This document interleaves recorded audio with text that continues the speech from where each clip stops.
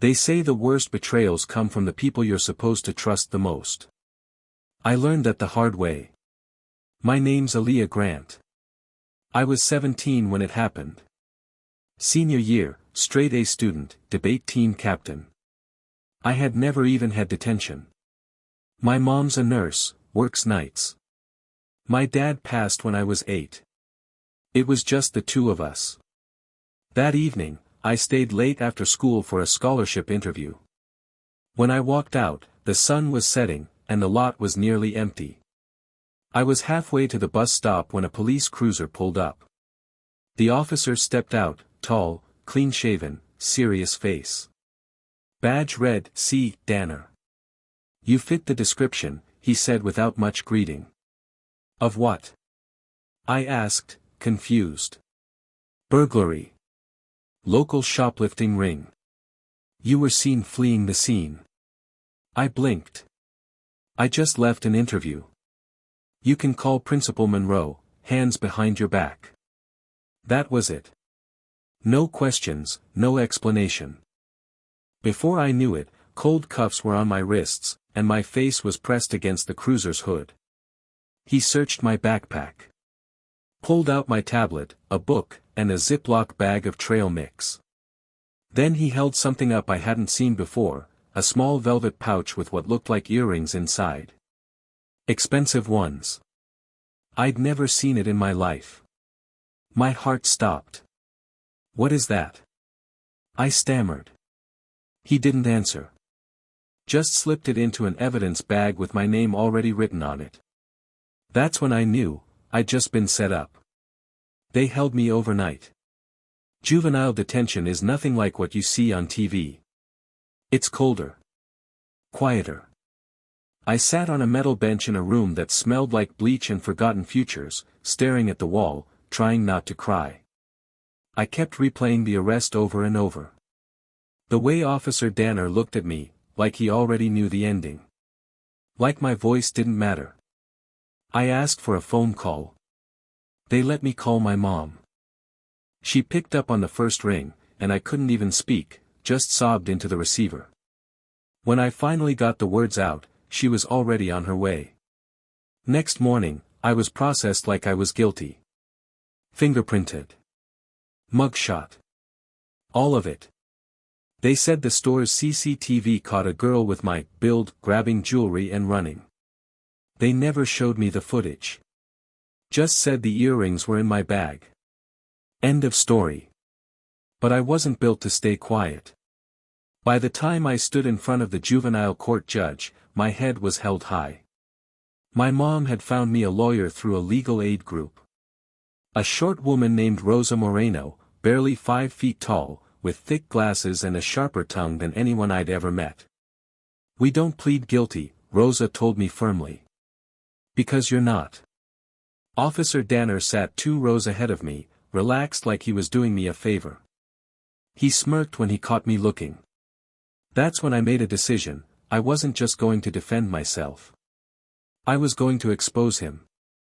Rosa wasn't just sharp, she was relentless. The moment she took my case, she started pulling threads. "CCTV footage. Let's see it," she said. "Chain of custody for that pouch. Let's check it. Officer Danner's body cam. Better still." But something was off. The footage from the store was blurry, too blurry to ID anyone. You could tell it was a girl, sure, but the face? Unrecognizable. And Danner's body cam? Malfunctioned, they said. Didn't record during the stop. Convenient. Meanwhile, I went into research mode like my future depended on it, because it did. I started digging through public complaints against officers in our precinct. Took notes, cross-referenced names. And there it was. 2 complaints from different teens over the past year, both arrested by Danner.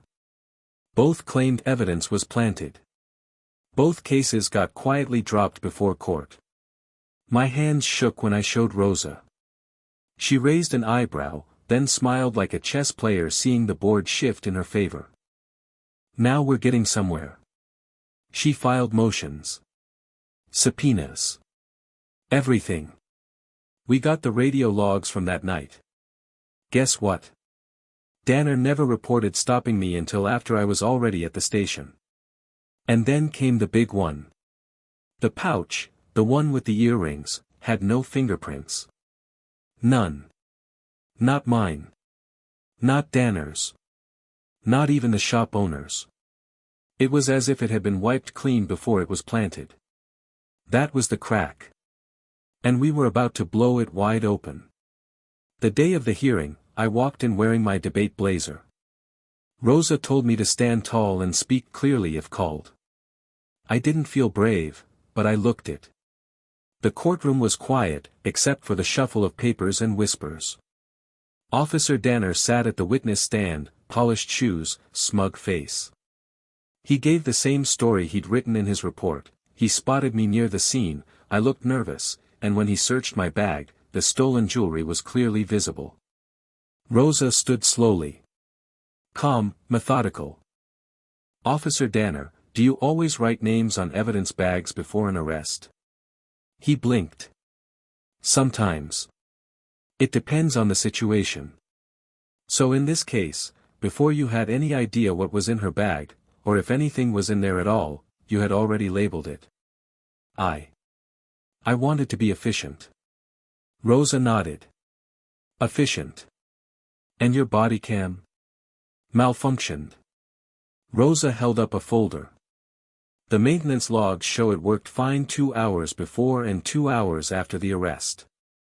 Odd timing, don't you think? He shifted in his seat. Then Rosa handed the pouch to the judge. Your Honor, no fingerprints. Not even the defendant's. It's been wiped. The room got quiet. And finally, Rosa continued, we have documentation of 2 other juveniles who alleged similar setups by this officer. Different cases. Same method. I looked over at Danner. His face had changed. No more smirk. Just clenched jaw and tapping fingers. That's when the judge leaned forward. We will take a short recess, she said. This court takes evidence manipulation allegations seriously. And just like that, the entire room shifted. During the recess, Danner left the courtroom. I saw him step out with a man in a dark suit, his union rep, probably. He didn't look so sure of himself anymore. Rosa leaned toward me. They're scrambling. That's a good sign. When we returned to the courtroom, the energy had changed. The prosecutor, who'd once treated my case like it was open and shut, now looked uncomfortable. She whispered with her assistant, flipping through files like she was searching for an exit. The judge called us back to order. Rosa stood. Your Honor, at this time we formally request that all charges against Ms. Grant be dismissed with prejudice. In addition, we request a full review of Officer Danner's past juvenile arrests based on a potential pattern of misconduct. The judge nodded. I've reviewed the body cam maintenance logs, the fingerprint report, and the arrest timeline. The inconsistencies are deeply troubling. Ms. Grant, you are free to go. This court owes you an apology. My heart skipped. I looked at my mom, who had tears in her eyes. Rosa placed a hand on my shoulder and smiled. But it wasn't over. The judge turned toward Danner, who'd been summoned back during the recess. I'm referring this matter to Internal Affairs. Officer, you are to surrender your badge and firearm until a full investigation is complete. He didn't speak. He just stared, at the judge, at me, at the floor. His career, his reputation, the illusion of power he carried, it all cracked right there in that room. Freedom felt strange. The hallway outside the courtroom smelled like stale coffee and victory. I walked out with my mom gripping my hand like she never wanted to let go. News hadn't broken yet, but it would. Rosa had already hinted that a few journalists had picked up whispers of the case. You did more than clear your name today, she said as we stepped into the sun. You opened a door for every kid who never had the chance. Over the next few weeks, things changed fast. Officer Danner was officially placed on unpaid leave pending an investigation. One of the teens from those earlier complaints came forward publicly. Another family filed suit. Internal Affairs launched a full audit of his arrests over the past 5 years. Meanwhile, I returned to school. People looked at me differently, not with pity, but with a strange sort of respect. Some teachers apologized. My principal even invited me to speak at the senior assembly about resilience. I politely declined. I didn't want to be their cautionary tale. I wanted to be something else.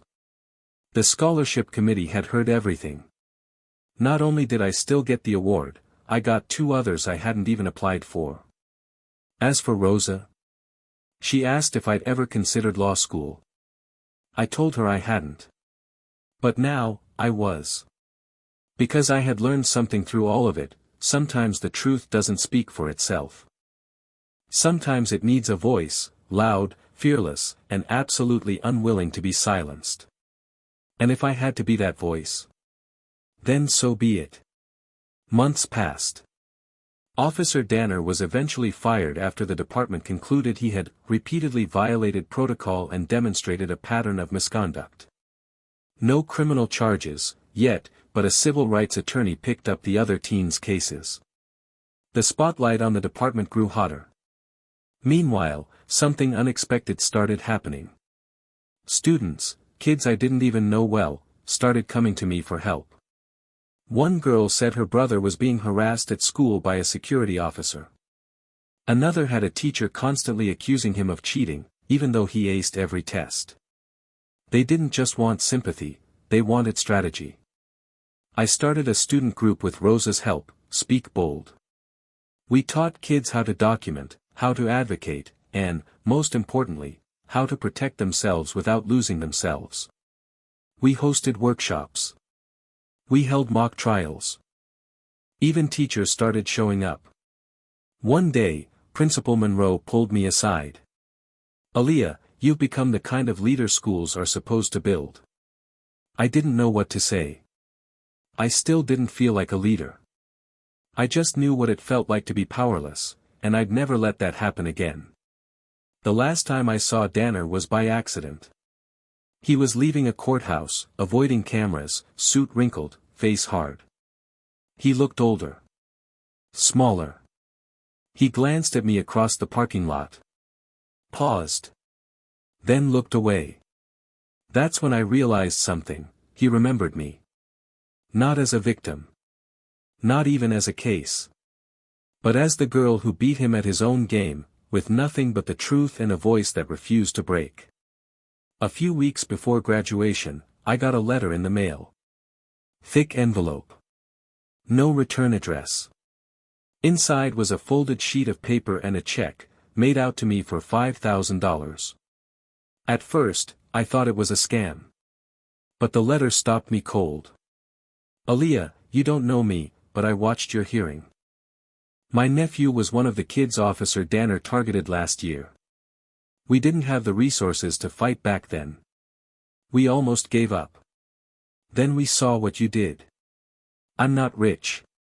But I run a small business, and I wanted to contribute something toward your future. Because thanks to you, my nephew believes in justice again. Thank you for standing up when others couldn't. R.M." I sat on the edge of my bed, holding that letter, and for the first time since everything started, I cried, not from fear or anger, but from something else. Impact. That moment stayed with me. It reminded me that courage doesn't echo in courtrooms or headlines, it ripples quietly through lives you may never see again. Graduation day came. As I walked across the stage, I saw my mom in the front row, holding back tears. Rosa was there, too, clapping like she'd won a case herself. When I accepted my diploma, I didn't just feel like I was moving on. I felt like I was just getting started.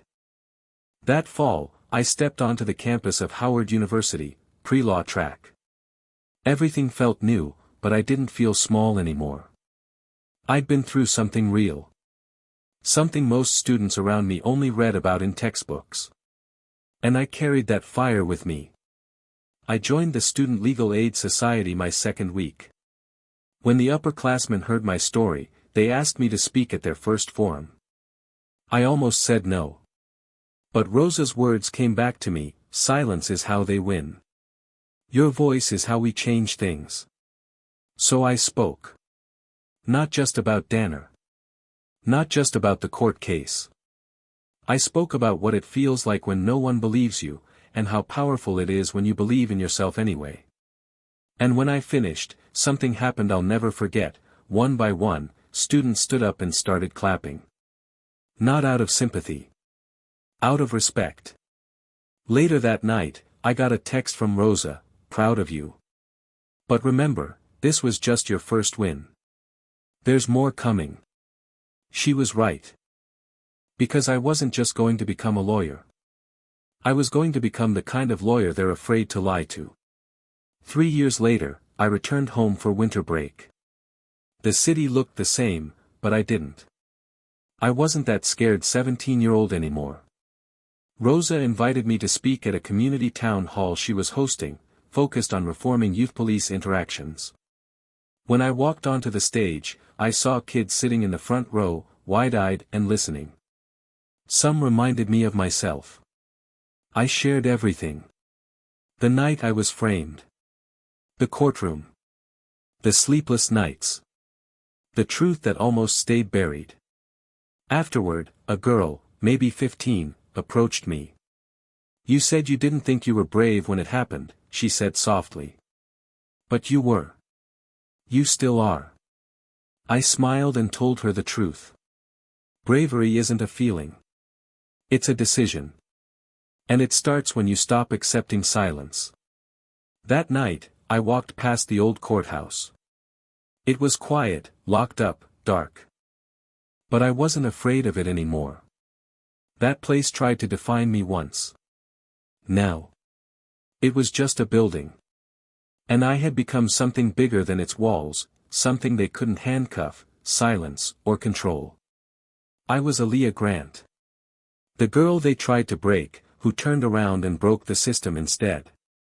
Just when I thought things were finally settling, the phone rang. It was Rosa. You might want to sit down, she said. Turns out, the internal affairs investigation into Officer Danner uncovered something deeper, a quiet pattern of misconduct reports buried by his precinct. Not just his arrests. Not just my case. But pressure from above to not report incidents, to avoid unnecessary attention. A few good officers had tried to speak up. They'd been reassigned, sidelined, silenced. Rosa looked into it further. She wasn't just a defense attorney anymore, she'd teamed up with a civil rights coalition. And now, they wanted me to help testify before a state ethics committee investigating the department's internal failures. I hesitated. I was just a student. I wasn't a lawyer yet. But Rosa said, they don't need you to be a lawyer. They need you to be the proof. So I did it. I sat in a conference room filled with state officials, activists, retired judges, and told my story again. This time, not to defend myself. But to demand change. The committee launched a full review.